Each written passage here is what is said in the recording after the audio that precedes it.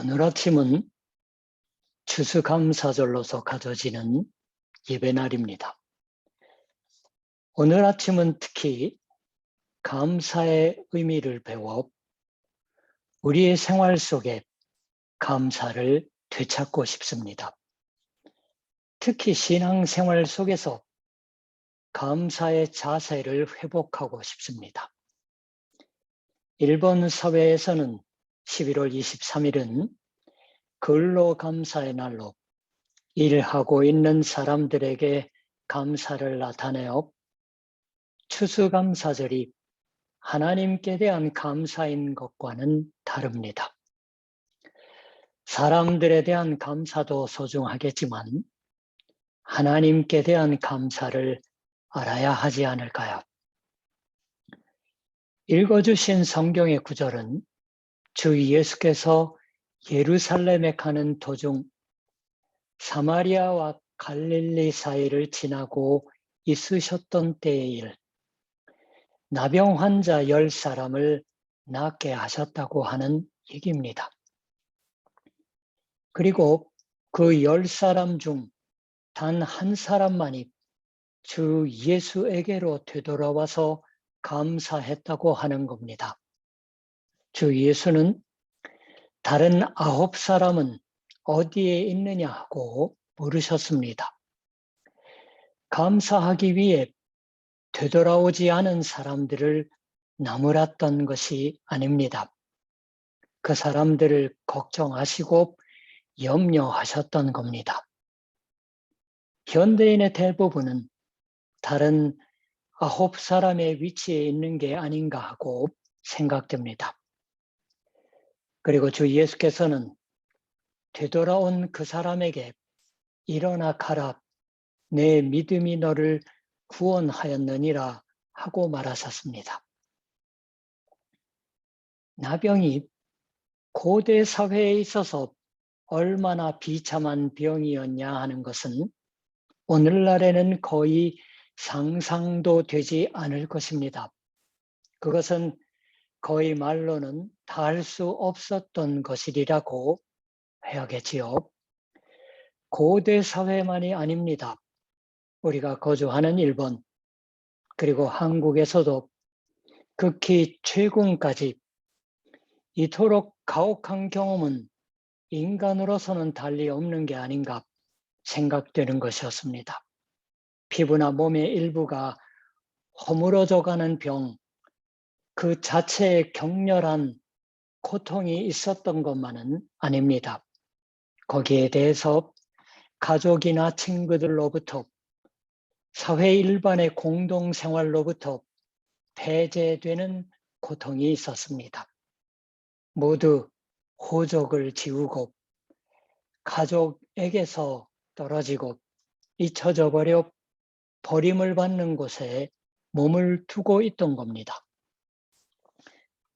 그들을 버리는 것 없이는 가족들도 살아갈 수는 없었던 겁니다. 그러한 나병 환자 10사람이 어떤 마을 입구에서 주 예수를 마중했습니다. 멀리 서서 소리를 높여 예수 선생님이여 우리를 불쌍히 여기소서 하고 외쳤습니다. 불쌍히 여기소서, 그리스어, 흔히 얘기하는 헬라어로 말하는 엘레송입니다.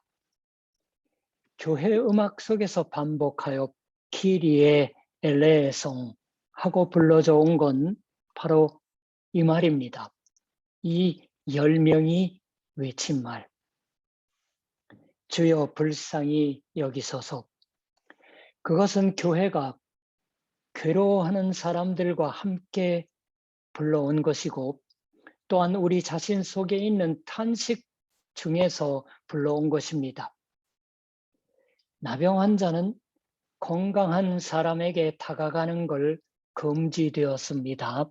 옛날에는 전염된다고 생각했었죠. 근래까지만 해도 그래요. 레위기 13장 45절 이하나 민수기 5장 2절에 보면 나와 있습니다.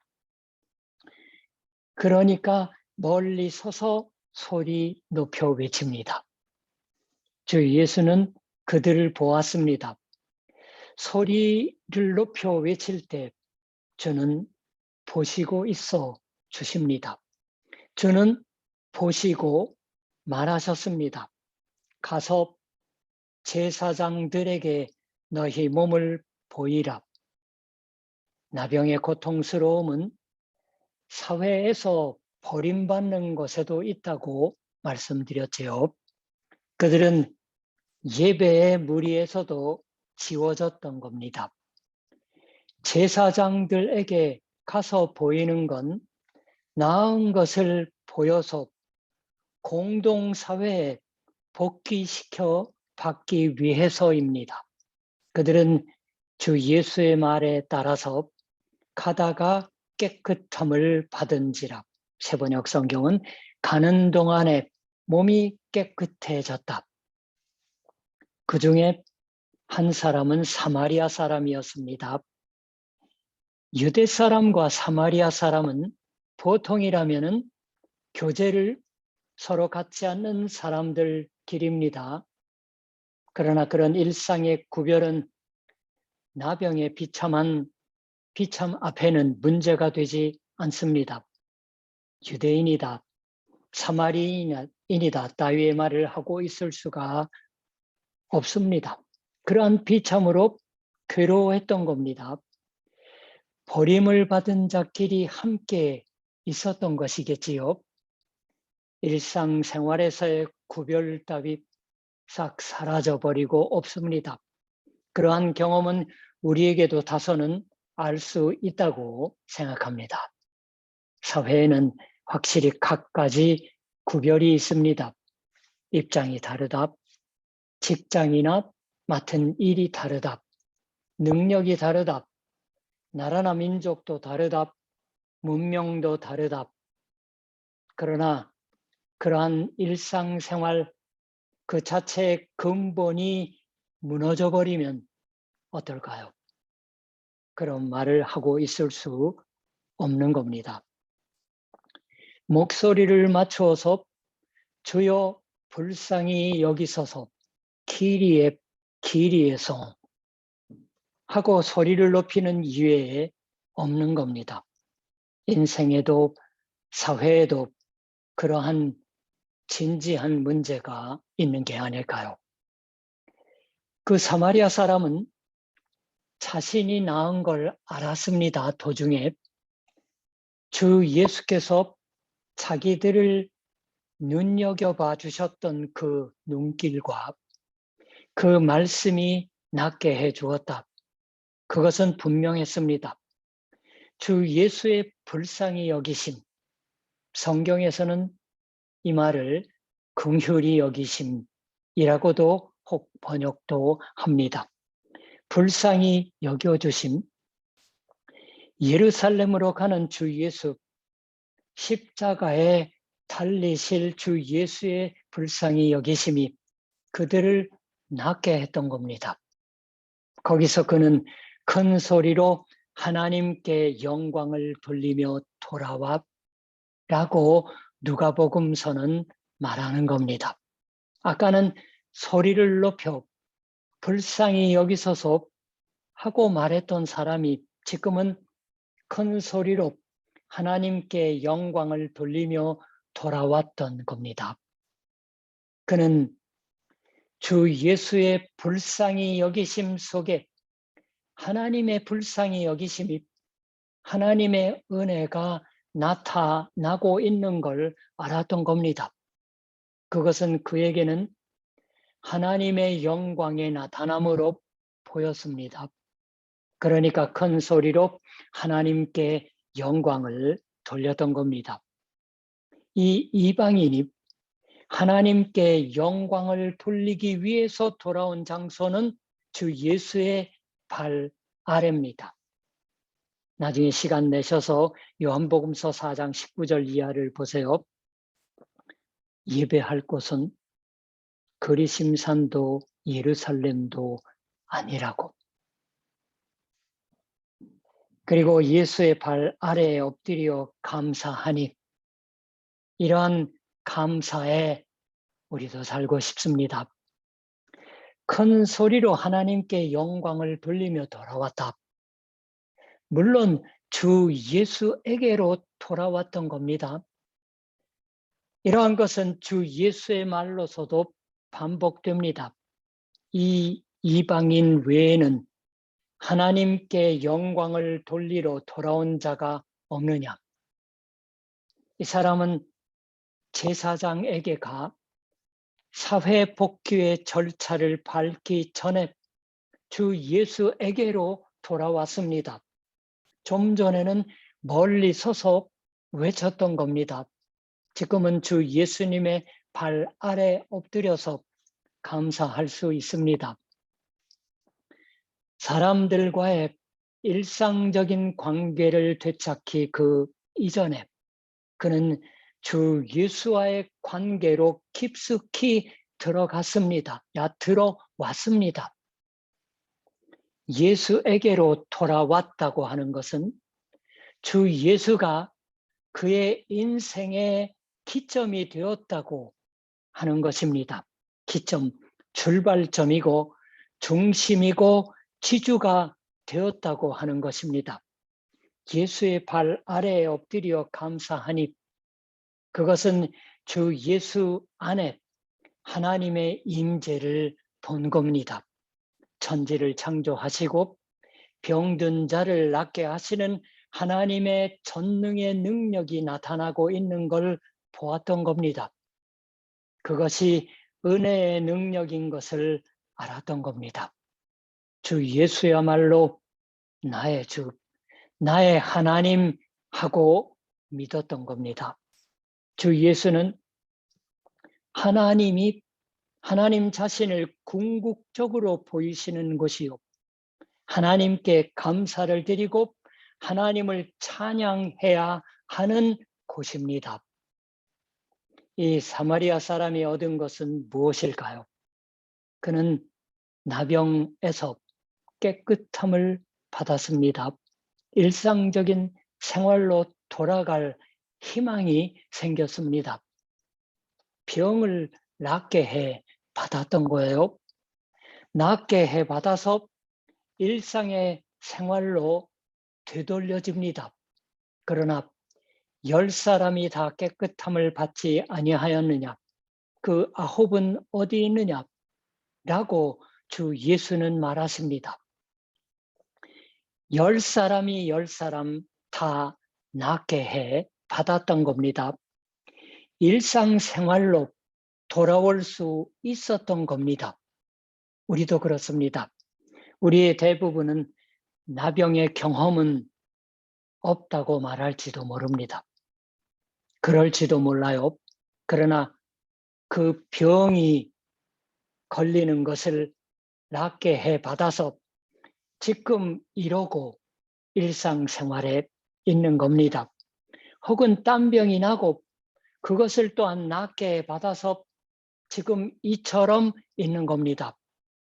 딴 병을 앓고 있을 경우도 있지만 주의 불쌍히 여기심을 받고서 병에도 불구하고 여전히 이러고 있는 겁니다. 이 이방인 외에는 하나님께 영광을 돌리러 돌아온 자가 없느냐? 실제로 하나님께 영광을 돌리기 위해서 주 예수를 통해서 경험하게 된 구원의 직면에서 사람들은 주 예수에게로 돌아가야만 한다고 누가복음서는 말씀하는 듯합니다. 우리들이 지금 이러고 일상생활을 하고 있는 것은 주의 불쌍히 여기심을 받고 있기 때문이 아닐까요? 말씀은 그렇게 전하고 있습니다. 당신은 불쌍히 여기심을 받아 깨끗게 되었다. 당신은 낫게 해 받았다고 말해지고 있습니다. 그러니까 우리는 오늘 아침도 이렇게 해서 주 예수께로 돌아온 게 아닐까요? 마음속으로 큰 소리로 하나님께 영광을 돌리면서 돌아왔습니다. 그리고 영혼의 깊은 곳에서 예수의 발 아래에 엎드려 감사하고 있습니다. 주 예수의 불쌍히 여기심 속에, 그 눈길과 말씀 속에 하나님의 크신 능력과 영광을 보고 있기 때문입니다. 하나님의 은혜의 나타남을 보고 있기 때문입니다. 그리고 하나님과의 생생한 관계 속에 놓여져 있습니다. 신앙의 감사는 그와 같이 주 예수에게로 되돌아오는 것입니다. 회심이라고 해도 좋을 것입니다. 회심은 한 인간이 자신의 죄로부터 돌아서서 믿음 속에서 하나님을 향하기로 결단하는 것을 의미합니다. 하나님께 감사하고 있는 사람은 하나님께 돌아가고 있습니다. 회심하고 있습니다. 주 예수를 내 인생의 출발점으로 하고 중심점으로 하고 있습니다. 감사는 또한 찬양과 떼어놓을 수 없습니다. 하나님의 영광을 찬양, 노래하는 겁니다.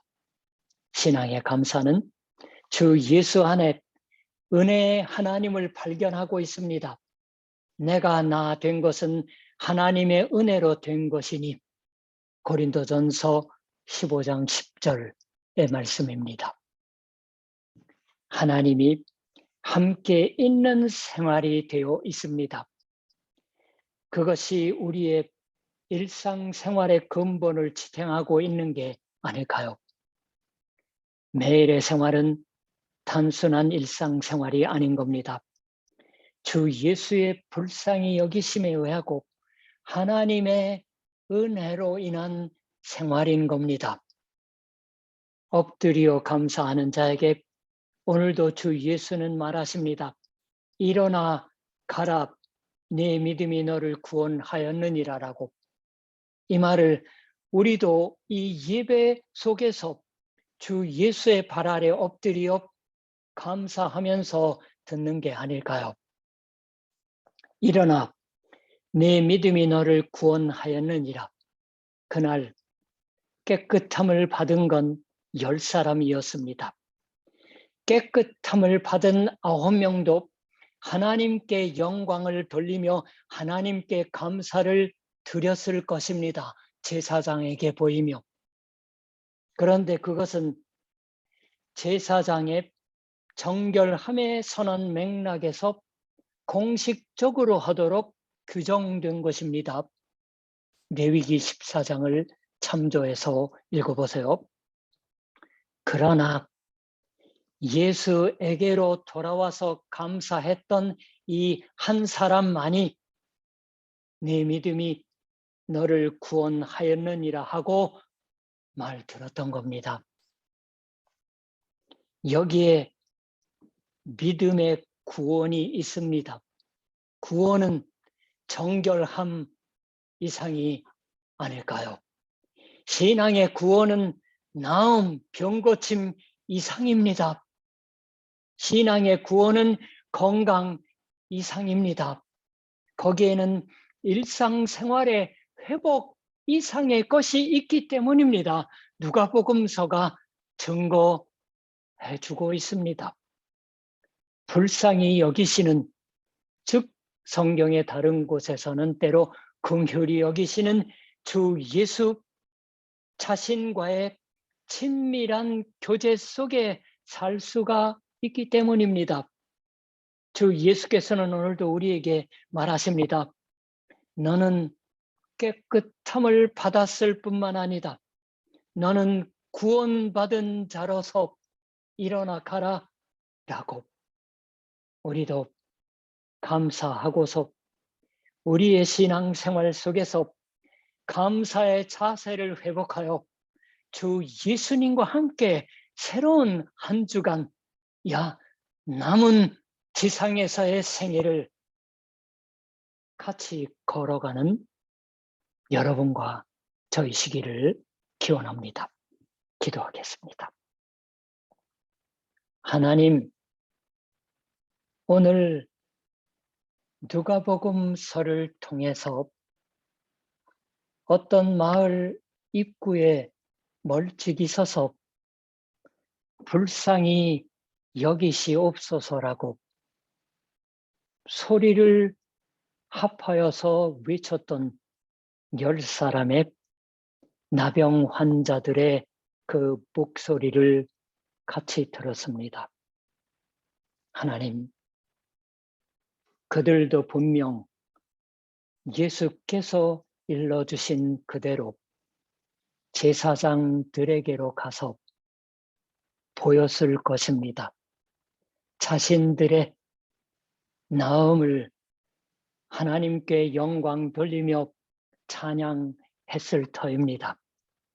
그러나 누가복음서는 단 한 사람, 그것도 외국인 이방인이 주 예수에게로 돌아온 것을 보고해 들려줍니다.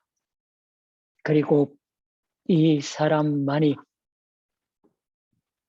나음 이상을 그리고 일상생활의 회복의 이상을 즉 구원을 들었습니다.